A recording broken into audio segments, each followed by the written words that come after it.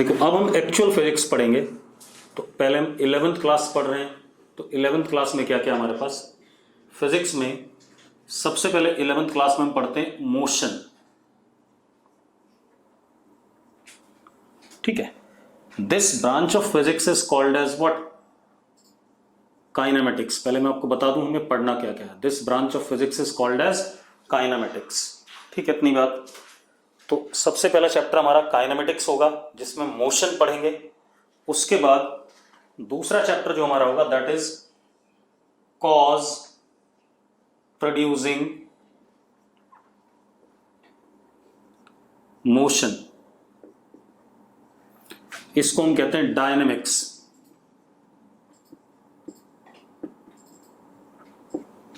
इसको हम क्या कहते हैं? डायनेमिक्स कहते हैं। ठीक है, इतनी बात।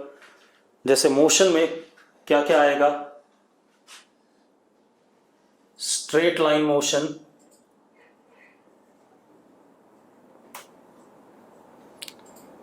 Curvilinear motion. ठीक है, कर्वीलिनियर के कई part, projectile specially, circular motion. ठीक है, डायनेमिक्स में हमारे पास फोर्स एंड टॉर्क की बात होगी। ठीक है, एक हमारे पास होगा क्या कहते हैं उसके बाद वर्क पर एनर्जी।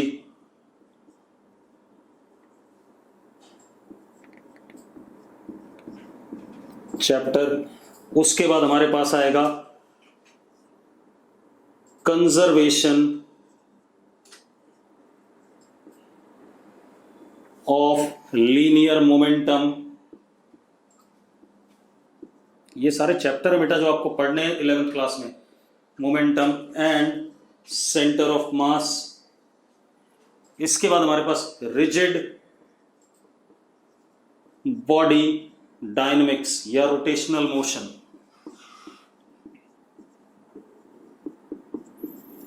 ये हमारा जो ओवरऑल मैंने जो बोर्ड पे लिखा, इस पूरे हिस्से को हम कहते हैं मैकेनिक्स। क्या कहते हैं? मैकेनिक्स कहते हैं। क्लियर है? इस पूरे ड्रामे को हम मैकेनिक्स कहते हैं।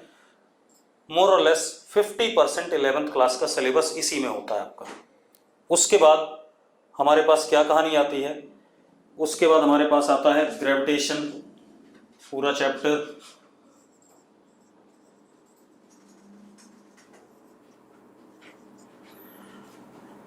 प्रॉपर्टीज ऑफ मैटर,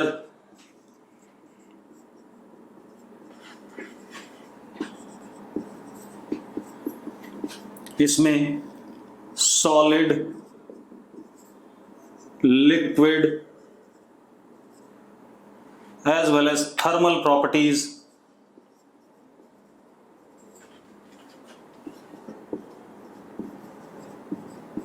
सॉलिड और लिक्विड की। इसके बाद हमारे पास आता है KTG, kinetic theory of gases and thermodynamics.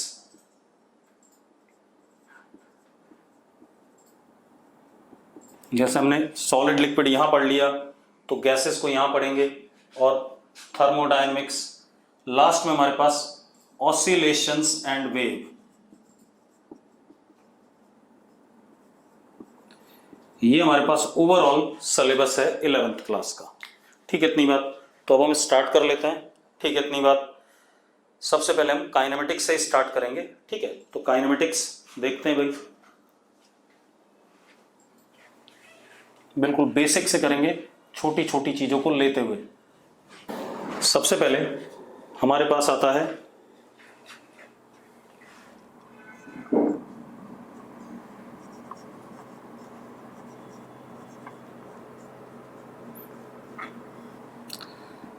it is branch of physics where we study motion of particle body और सिस्टम।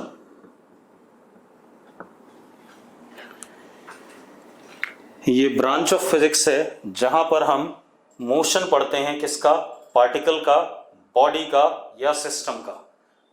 ठीक है, अब अगर इस स्टेटमेंट को ध्यान से देखो तो इसमें 4 कीवर्ड्स हैं जो हमें समझने हैं। एक, मोशन क्या चीज है, दूसरा पार्टिकल क्या चीज है, बॉडी क्या चीज है और सिस्टम क्या चीज है। यही 4 कीवर्ड हैं। यस और नो? अगर आपको बात समझ में आ रही तो यस बोल लिखो फटाफट चैट बॉक्स में।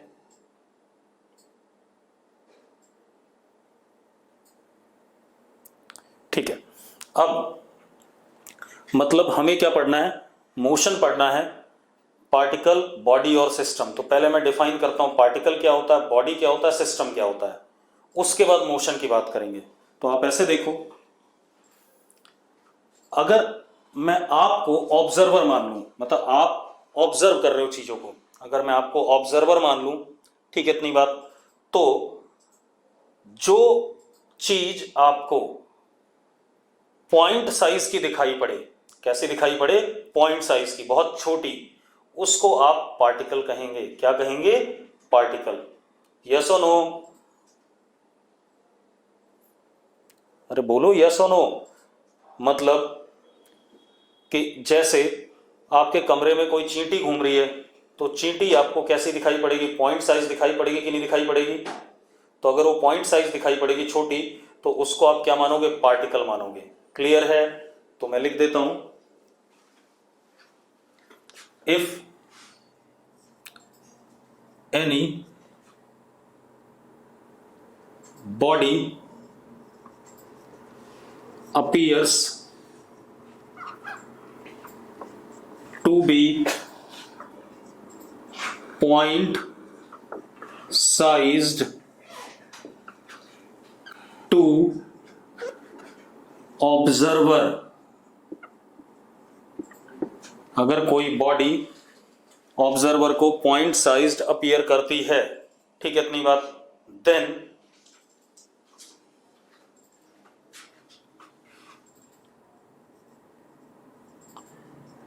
body is considered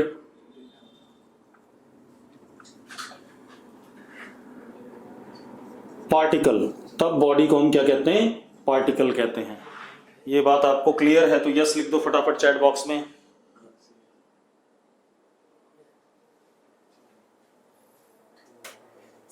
ठीक है, अब क्या कहानी बेटा? एक और चीज, दूसरा, अगर कोई, मान लो आप बैठे हो जहां पर कमरे में, आपके सामने कहीं टीवी लगा हुआ है या फ्रिज पड़ा हुआ है, तो ये आपको पॉइंट साइज तो अपीयर नहीं करेंगे, बड़े से अपीयर करेंगे कि नहीं करेंगे? और अगर ये बड़े से अपीयर करेंगे तो ऐसी चीजों को हम क्या कहेंगे? बॉडी कहेंगे या ऑब्जेक्ट कहेंगे। ठीक है, इतनी बात। तो मैं क्या कह रहा हूं, इफ एनी ऑब्जेक्ट appears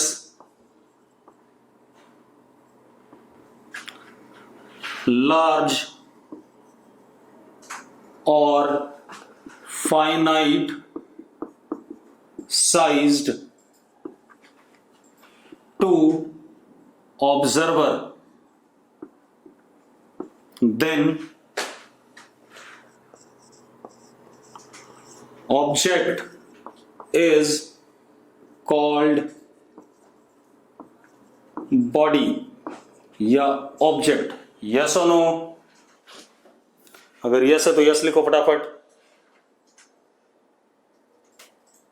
ठीक है, अब एक बच्चे ने कुछ चैट बॉक्स में लिखा, पहले मैं उसकी बात पढ़ लूं। बड़ा सा लिखा है उसने कुछ,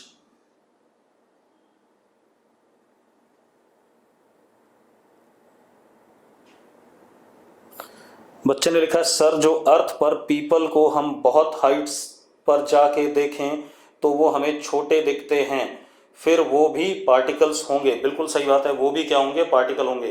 मैंने यही बात बोली है बेटा। ठीक है, इतनी बात। अगर आपको कोई चीज पॉइंट साइज दिख रही है तो उसको पार्टिकल ही मानना है।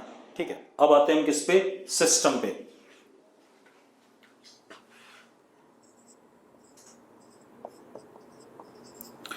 मान लो आप यहां पर हो, आपको मैंने ऑब्जर्वर कहा, आप यहां बैठे हुए हो।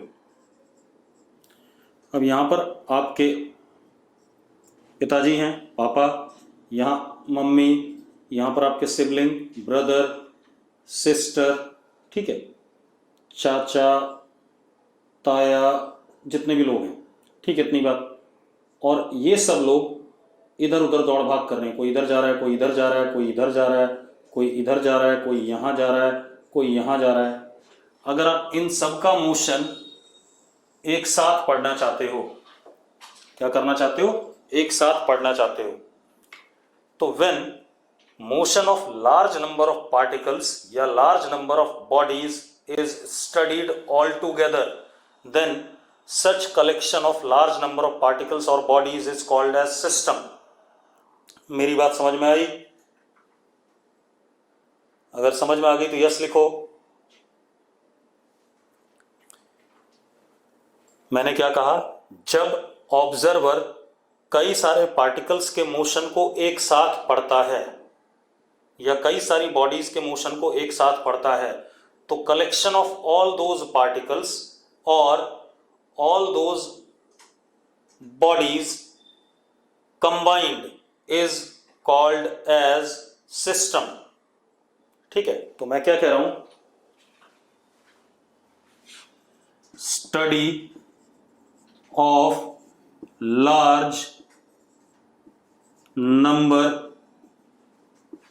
ऑफ पार्टिकल्स और bodies together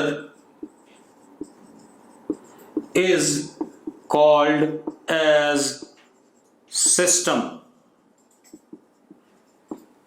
ये बात हो गई भाई, is called as system। Clear है? अगर क्लियर तो यस बोलो फटाफट।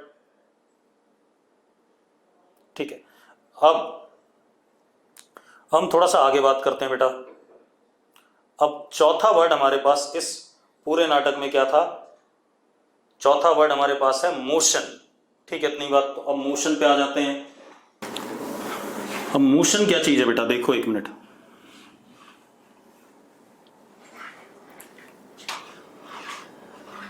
यहां पर दो टर्म्स हैं, रेस्ट एंड मोशन। ठीक है, इन दोनों टर्म्स को डिफाइन करना है, रेस्ट को और मोशन को। क्लियर है? अब आप एक काम करो, आपको मैंने ऑब्जर्वर बना दिया, तो आप सब लोग इस वक्त अपने घर में किसी जगह पर बैठे हुए हैं चुपचाप से। मान लो आप यहां बैठे हुए हैं और आप ऑब्जर्वर हैं। ठीक है, आप लोग अपनी जगह पर बैठे हैं और आप क्या हैं, ऑब्जर्वर हैं। अब आपके सामने वॉल पे एक टीवी लगा हुआ है,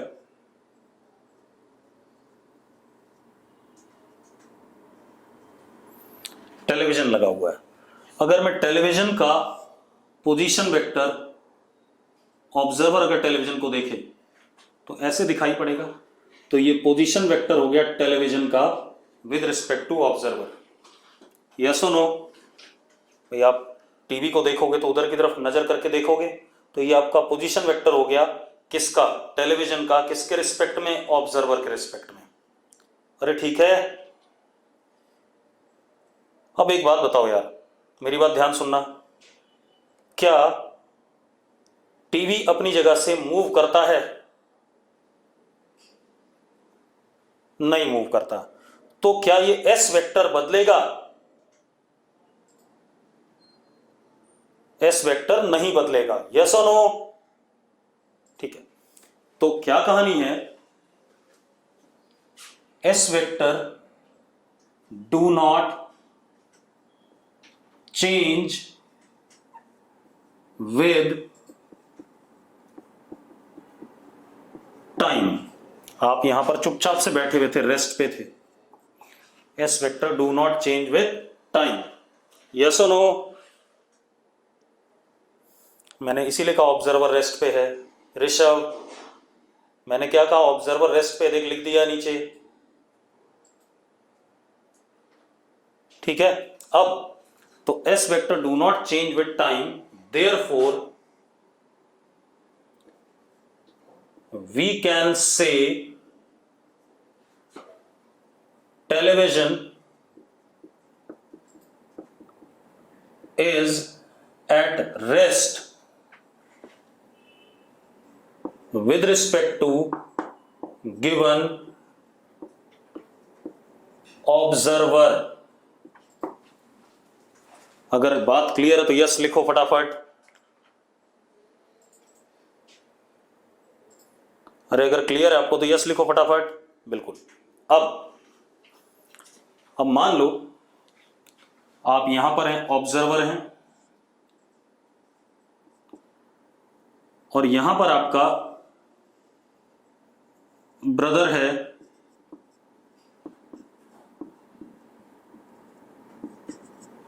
किसी समय पे, तो ये एस है। ठीक है, इतनी बात। छोटा भाई है आपका, आपके सामने खड़ा है। ठीक है, इतनी बात। अब आपका छोटा भाई क्या करता है, आप तो बैठे हुए हो चुपचाप से कि आप पढ़ रहे हो, छोटा भाई आपका ऐसे चलना शुरू करता है, तो थोड़ी देर बाद टाइम इनिशियल पे भाई आपका यहां पर है, थोड़ी देर बाद टाइम फाइनल पे यहां होगा। तो एक बात बताओ, अब जो आपका ब्रदर आपके रिस्पेक्ट में है, ये एस फाइनल, ये आ गया कि नहीं आ गया, जरा बताओ मुझे, हाँ या ना? अरे यस और नो बेटा, क्लियर है? अब एक मिनट रुक जाओ, मैं एक चीज पूछना चाहता हूं, वीडियो क्लियर जा रहा है आप लोगों को?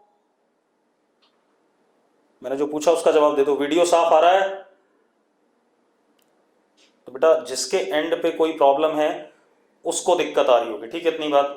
चलो कोई बात नहीं। अब मैंने क्या कहा कि ब्रदर आपका यहां चला गया, तो उसका पोजीशन वेक्टर क्या कर गया, बदल गया। तो हम क्या कह सकते हैं, S of brother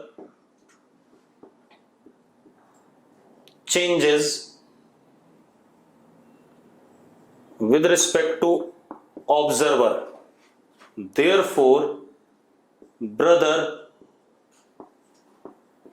is in motion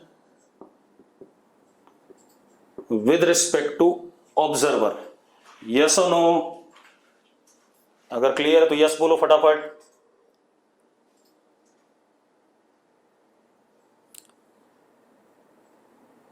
ठीक है, अब किसी बच्चे को दिक्कत है, जब मैं बोर्ड के पास जा रहा हूं तो आवाज थोड़ी सी कम हो रही होगी, ऐसा तो नहीं बिल्कुल सुनाई नहीं पड़ रहा है बेटा? जब मैं बोर्ड के पास जाता हूं तो क्या बिल्कुल खत्म हो जाती है साउंड?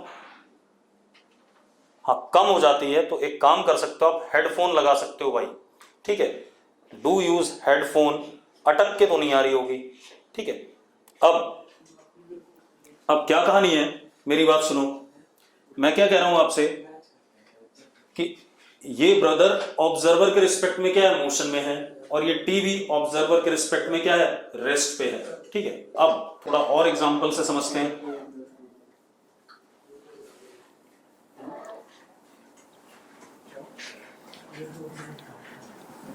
या पहले हम लिख लें प्रॉपर चीज। मैंने क्या कहा, अगर पार्टिकल का पोजीशन वेक्टर ऑब्जर्वर के रिस्पेक्ट में चेंज करता है तो पार्टिकल मोशन में है, और अगर पार्टिकल का पोजीशन वेक्टर ऑब्जर्वर के रिस्पेक्ट में चेंज नहीं करता है तो पार्टिकल रेस्ट पे है। यही बात बोली है कि नहीं बोली है? अरे जो मैंने अभी डायग्राम बनाया उससे यही कंक्लूड हो रहा है कि नहीं हो रहा है? ठीक, तो मैं पहले लिख देता हूं इस बात को, फिर दो तीन एग्जांपल और लेते हैं। मैंने क्या कहा, if position vector of particle do not change with respect to observer, then particle is at rest with respect to observer. अगर पोजीशन वेक्टर पार्टिकल का ऑब्जर्वर के रिस्पेक्ट में चेंज नहीं कर रहा है तो हम कहेंगे पार्टिकल ऑब्जर्वर के रिस्पेक्ट में रेस्ट पर है। यस और नो? ठीक है। अब दूसरी बात, if position vector of particle changes with respect to observer, then particle is in motion with respect to observer. Yes or no? अरे यस और नो? ठीक है। अब 2-3 एग्जाम्पल और ले लेते हैं। चलो अब एक और एग्जाम्पल लेते हैं। मान लो आप अपने घर में इस वक्त पढ़ रहे हो, ऑब्जर्वर 1, आप रेस्ट पर एक जगह पे बैठे हुए हो। आपके सामने यहां पर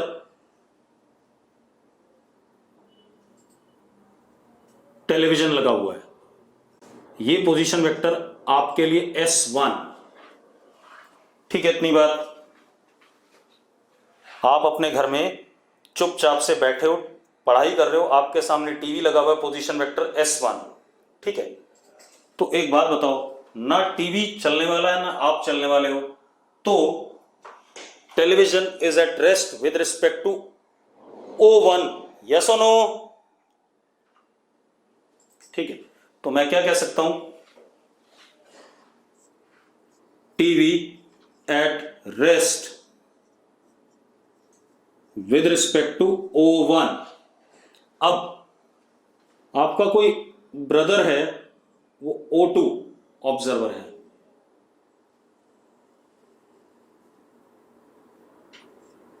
ये सेकंड ऑब्जर्वर है, ये भी टीवी की तरफ देख रहा है, तो ये पोजीशन वेक्टर S2। लेकिन आपका ब्रदर चलने लगा, मान लो यहां पहुंच गया, थोड़ी देर बाद कहां पहुंच गया, यहां पहुंच गया, तो O2 अब यहां पहुंच गया। अब जरा बताओ पोजीशन वेक्टर क्या हो गया, S3 हो गया, हाँ या ना? तो टीवी का पोजीशन वेक्टर जो O2 ऑब्जर्वर है उसके लिए बदल रहा है कि नहीं बदल रहा है? और अगर बदल रहा है तो O2 वाला जो ऑब्जर्वर है उसके लिए टीवी क्या कर रहा है, चल रहा है कि नहीं चल रहा है? ठीक है, तो हम क्या कहेंगे, TV in motion with respect to O2। TV in motion with respect to O2। yes or no? अब देखो भाई, ये बात हो गई। अब एक और एग्जांपल लेते हैं। मान लो हमारे पास एक ये बस है,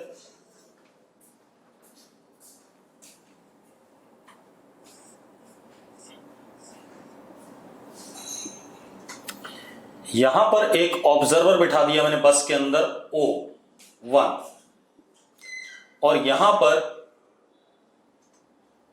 कोई दूसरा बंदा है A, और बस आपकी चल रही है।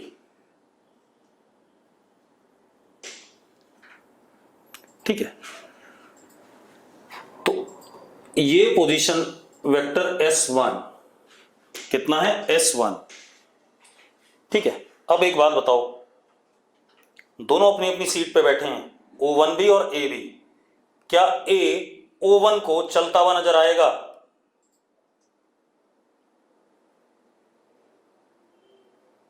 बिल्कुल सही, बिल्कुल भी नहीं आएगा चलता हुआ नजर।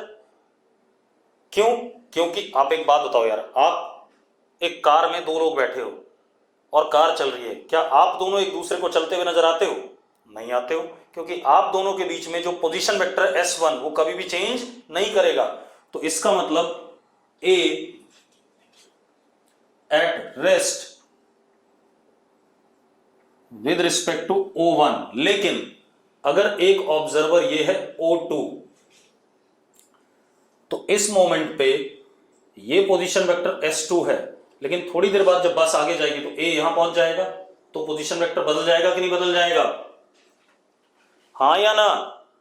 O2 कहां है? ग्राउंड पे है, जमीन पे, रेस्ट पे है, तो बस तो चल रही है, तो A का पोजीशन वेक्टर किसके रिस्पेक्ट में? O2 के रिस्पेक्ट में बदलेगा कि नहीं बदलेगा? ठीक है, तो अब खेल क्या हो गया बेटा? A in motion with respect to O2, clear है? तो बेसिक से डेफिनेशन क्या आ गई?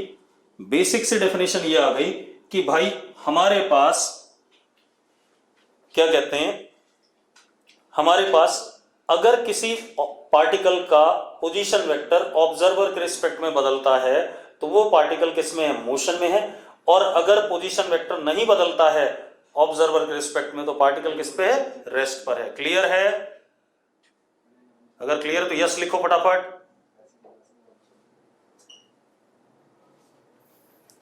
अब हम क्या करना चाहेंगे? अब हम कुछ काइनेमेटिक्स की टर्म्स लिखना चाहेंगे जो हमें डिफाइन करना चाहेंगे। काइनेमेटिक्स के टर्म्स, मोशन, जब हम मोशन पढ़ते हैं किसी पार्टिकल का तो हमें दो तीन चीजें पढ़नी होती हैं। एक बेटा, अगर ऑब्जर्वर की पोजीशन चेंज हो तो भी मोशन में, देख यहां तो O2 की पोजीशन चेंज, मैंने सब कुछ एक्सप्लेन कर दिया भाई।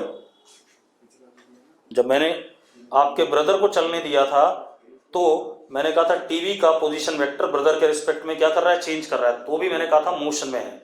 ठीक है, तो सारी चीजें मैं बोर्ड पे बना चुका हूं, सारे केसेस। अब अगली कहानी क्या है? जैसे हमें मोशन पढ़ना है तो मोशन पढ़ने के लिए हमें दो तीन चार क्या कहते हैं फिजिकल क्वांटिटीज प्रॉपर्ली डिफाइन करनी पड़ेंगी। ठीक है, इतनी बात। जैसे फिजिकल क्वांटिटीज कौन कौन सी? Distance, displacement, speed, velocity and acceleration. ये फिजिकल क्वांटिटीज हमें क्या करनी है? डिफाइन करनी है। तो एक एक करके डिफाइन कर लेते हैं बेटा। फिजिकल क्वांटिटीज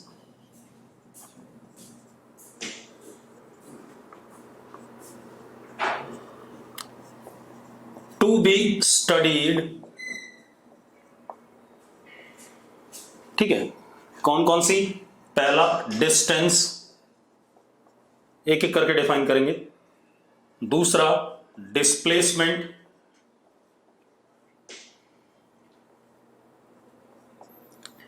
तीसरा स्पीड, चौथा वेलोसिटी, पांचवा एक्सेलरेशन। ये 5 फिजिकल क्वांटिटीज है जो हमें डिफाइन करनी है। ठीक है, तो एक एक करके इनको करेंगे। ठीक है, सबसे पहले हम किसकी बात करेंगे? डिस्टेंस की। क्लियर है? तो सबसे पहले हम बात करेंगे किसकी? डिस्टेंस की। तो डिस्टेंस को चेक करते हैं।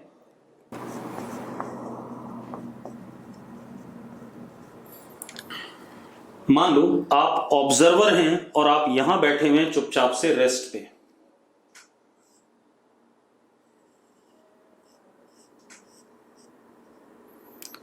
कोई पार्टिकल है P, टाइम इनिशियली इसका पोजीशन वेक्टर SI है।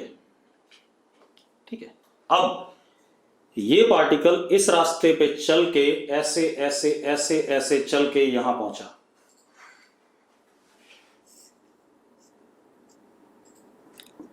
TF, थोड़े समय बाद पार्टिकल यहां पहुंच गया, पोजीशन वेक्टर क्या हो गया? SF। अब डिस्टेंस की डेफिनेशन क्या है? रुको, दूसरे कलर से बना देता हूं।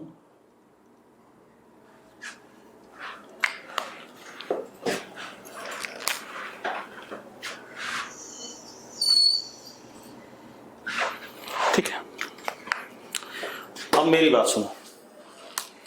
डिस्टेंस की डेफिनेशन क्या है?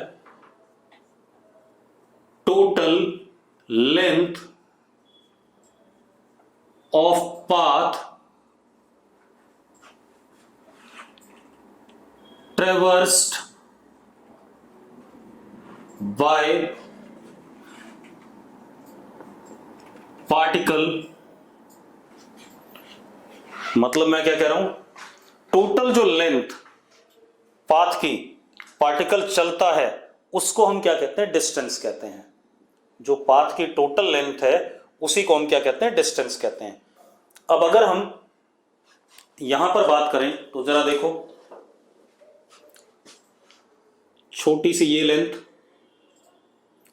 अब देखो एक चीज और, अगर कहीं पर बहुत छोटी सी कोई क्वांटिटी दिखानी होती है तो D x, x is quantity, and small D का मतलब है बहुत छोटी सी, नेग्लिजिबल, मतलब इतना छोटा कि इसको हम टेंडिंग टू जीरो भी मान सकते हैं। ठीक है, इतनी बात। मैंने क्या कहा, डी एक्स मीन्स बहुत छोटी सी, एक्स इज फिजिकल क्वांटिटी, जैसे एक्स कोई क्वांटिटी है, एक्स मान लो लेंथ है, तो डी एक्स, एक्स कोई क्वांटिटी है। अगर डी एक्स लिखा है तो it is very very small amount of quantity.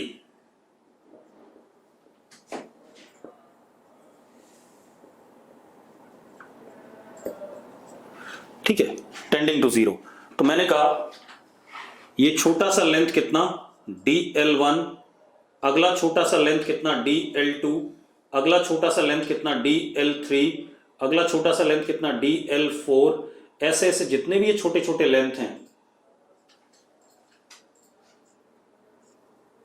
ये सारे लेंथ का सम मुझे क्या दे देगा, टोटल डिस्टेंस दे देगा कि नहीं दे देगा, छोटे छोटे लेंथ्स का सम। यस और नो? अरे छोटे छोटे जो ब्लैक ब्लैक कलर के मैं डैश बना रहा हूं, उन सबका सम मुझे टोटल लेंथ दे देगा कि नहीं दे देगा। तो मैंने क्या कहा, टोटल डिस्टेंस L, अगर डिस्टेंस को L से डिनोट कर रहा हूं तो L is dl1 plus dl2 plus dl3 dash dash dash dln, total last में कितना है, dln। इन सब का सम मुझे टोटल डिस्टेंस दे देगा कि नहीं दे देगा? अगर यस है तो यस लिखो। चलो अब देखो, अब मैं क्या कह रहा हूं, आपको मैंने वेक्टर पढ़ाया हुआ है, जो लोग नए बच्चे हैं उनको वेक्टर नहीं पढ़ाया है, उनको हम सैटरडे संडे को डील करेंगे। मैंने कहा था अगर कोई physical quantity normal algebraic addition law को फॉलो कर रहा हो, मतलब जिसमें 2 + 2 4 होता हो या 2 + 3 5 होता हो, तो वैसी क्वांटिटी को हम क्या कहते हैं, स्केलर क्वांटिटी कहते हैं या नहीं कहते हैं? बताया था ऐसा? अरे यस और नो? ठीक है, तो मैं क्या कह रहा हूं, यहां पर देखो सारे लेंथ, छोटे छोटे लेंथ का नॉर्मल एल्जेब्रिक सम हो रहा है, तो हम क्या कह सकते हैं, डिस्टेंस इज स्केलर क्वांटिटी। बेटा देखो मैं आपको रटा नहीं रहा हूं, आपको 9th में बोला जाता है डिस्टेंस स्केलर क्वांटिटी होती है। आपने कभी उसके पीछे लॉजिक नहीं खोजा होगा कि डिस्टेंस क्यों स्केलर क्वांटिटी होती है। मैंने आपको लॉजिक बता दिया। मैंने स्केलर क्वांटिटी की जब डेफिनेशन दी थी, मैंने आपको बताया था कि जो physical quantity normal algebraic addition को फॉलो करता हो उसको स्केलर क्वांटिटी कहते हैं, ऐसा कहा था मैंने। और यहां पर दिख रहा है कि छोटे छोटे लेंथ्स नॉर्मली क्या हो रहे हैं, ऐड हो रहे हैं, इसलिए distance is what type of quantity, scalar quantity. Clear है? अब डिस्टेंस की एसआई यूनिट मीटर। ठीक है, इतनी बात। एसआई यूनिट क्या हो गई, मीटर्स हो गई। सिंबलाइज किससे करेंगे, स्मॉल m से। क्लियर है?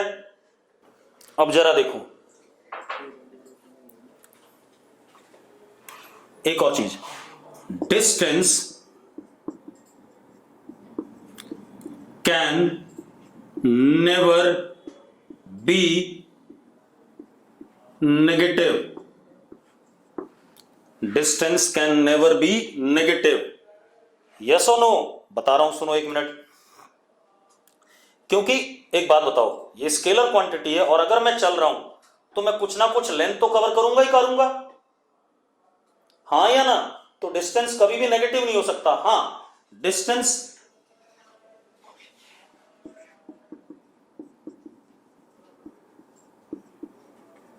Can be zero when particle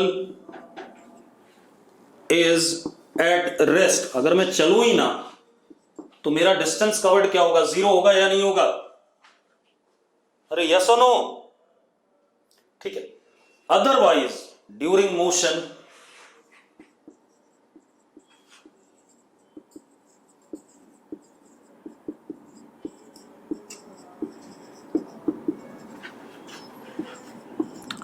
distance is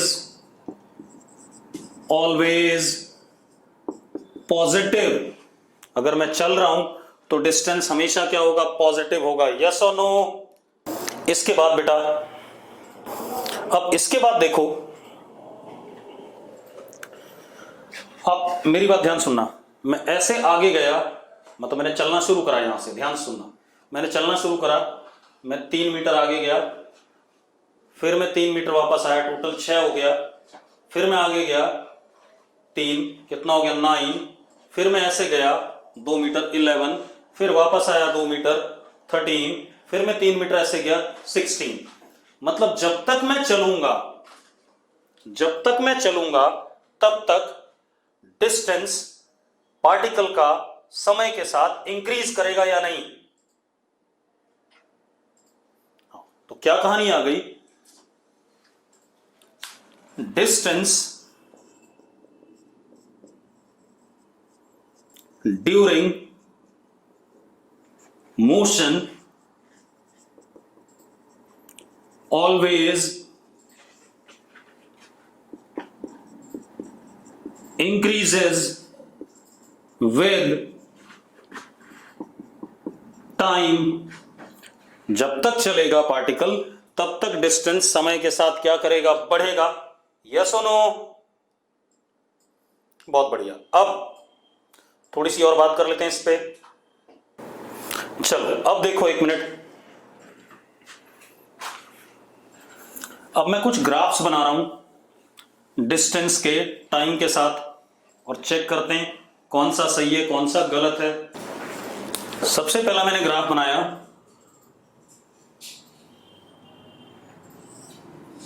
this is time, this is distance. मैंने ग्राफ कुछ ऐसा बनाया, डिस्टेंस वर्सेस टाइम ग्राफ कुछ ऐसा बनाया। क्या ये ग्राफ सही है? अगर सही है तो यस लिखो, गलत है तो नो लिखो।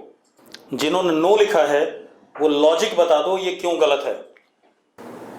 बेटा इसमें डिस्टेंस तो मैंने कहीं नेगेटिव नहीं बताया, ठीक है। टाइम नेगेटिव नहीं हो सकता, बिल्कुल सही बात है। टाइम, किसी भी इवेंट का टाइम इज, देखो जरा टाइम इधर, नेगेटिव टाइम पे भी मैंने डिस्टेंस बता रखा है, तो time can never be negative. इस वजह से ग्राफ गलत है, ठीक है। अगला ग्राफ बनाते हैं।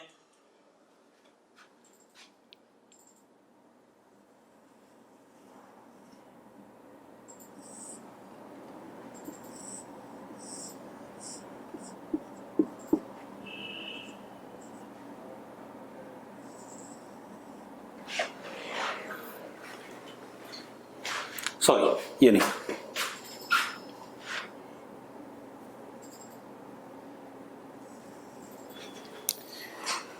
ये गलत है या सही है? ये भी गलत है। अब क्यों गलत है जल्दी बताओ।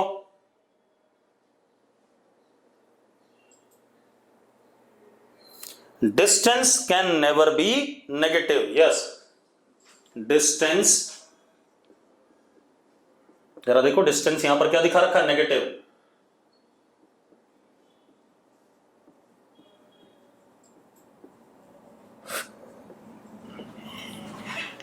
Distance can never be negative, बिल्कुल सही बात। अब एक और बनाते हैं बेटा,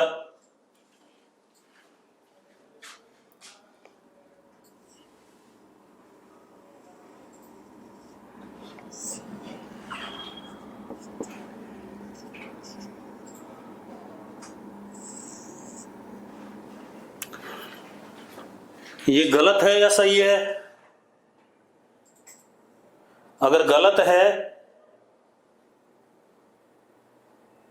कुछ लोग लिख रहे हैं ट्रू है, कुछ लोग कह रहे हैं फॉल्स है। ये गलत है, बता रहा हूं क्यों। आप ऐसे देखो, मैंने एक लाइन लिखाई थी, जरा देखो, जैसे जैसे टाइम आगे बढ़ रहा है डिस्टेंस बढ़ रहा है, लेकिन इसके बाद टाइम तो इधर बढ़ रहा है,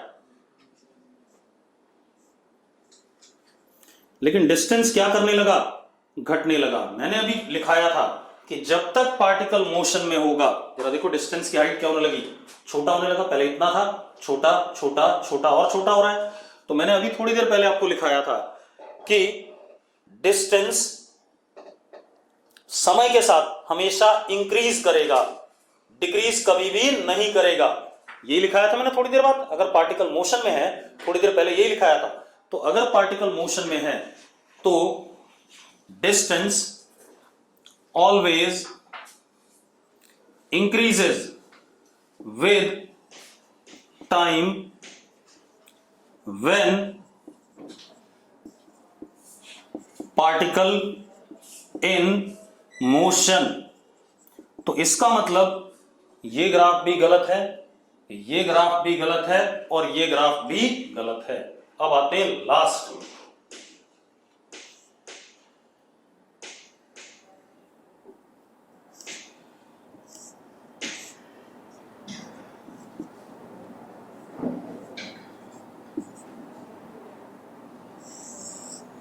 ये वाला ग्राफ। अब अगर आप इस ग्राफ को देखो तो डिस्टेंस पॉजिटिव है, टाइम पॉजिटिव है और टाइम के बढ़ने के साथ डिस्टेंस भी बढ़ रहा है। तो हम क्या कह सकते हैं, this is correct graph for distance versus time. Yes और नो? ठीक है भाई, क्लियर है कहानी? चलो, तो हमने डिस्टेंस को पूरी तरीके से पढ़ लिया। अब आते हैं डिस्प्लेसमेंट पे। अब हमारे पास displacement,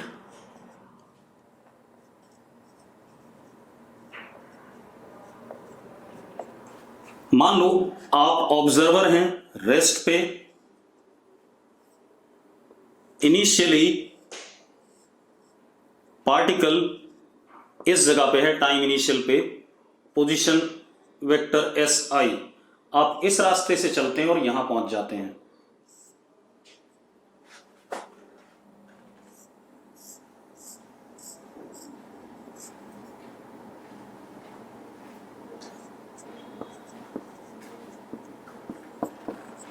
this is time final.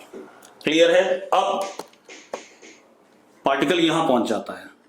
जो डिस्प्लेसमेंट की डेफिनेशन आपने 9th क्लास में दी है वो क्या है? Shortest length. अभी मैथमेटिकल डेफिनेशन भी दूंगा, पहले मैं आपको 9th क्लास के डेफिनेशन क्लियर कर दूं। शॉर्टेस्ट लेंथ ऑफ पाथ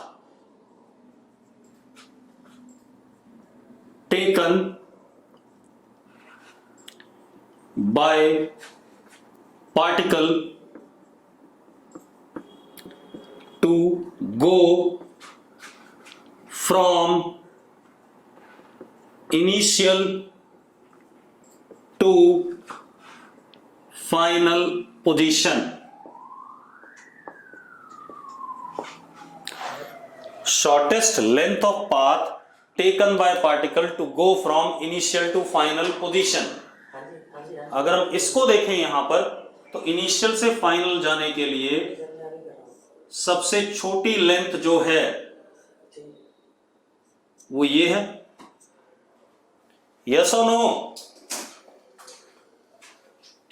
अरे यस और नो? तो ये हमारा क्या हो गया? डिस्प्लेसमेंट हो गया। ये हमारा क्या हो गया? डिस्प्लेसमेंट। इसको डेल्टा एस से डिनोट कर रहे हैं। किससे डिनोट कर रहे हैं? डेल्टा एस से। यस और नो? ठीक है। अब इसकी एक डायरेक्शन भी है, इनिशियल से फाइनल की तरफ डायरेक्ट सीधे, तभी शॉर्टेस्ट हो पाएगा। इस वजह से इसको हम वेक्टर क्वांटिटी भी कहेंगे। अभी मैथमेटिकल प्रूफ भी दूंगा वेक्टर क्वांटिटी होने का। ठीक है, इतनी बात है। तो ये लेंथ, अगर ये लेंथ है, शॉर्टेस्ट लेंथ है, तो इसकी एसआई यूनिट क्या हो गई? मीटर। ऐसा यूनिट क्या हो गई? मीटर। यस और नो? ठीक है। अब दूसरी चीज, इसको देखो, एक मजेदार बात कि शॉर्टेस्ट लेंथ होने के लिए इसको इनिशियल से फाइनल की तरफ सीधी लाइन होनी चाहिए और डायरेक्शन इसका इनिशियल से फाइनल होना चाहिए। इस वजह से इसको हम कैसी क्वांटिटी कह सकते हैं? वेक्टर क्वांटिटी भी कह सकते हैं। ठीक है, चलो बाकी डिस्प्लेसमेंट के बारे में अगली क्लास में करेंगे, मतलब कल करेंगे। क्लियर है? ठीक है, तो आज के लिए यहीं रोकेंगे।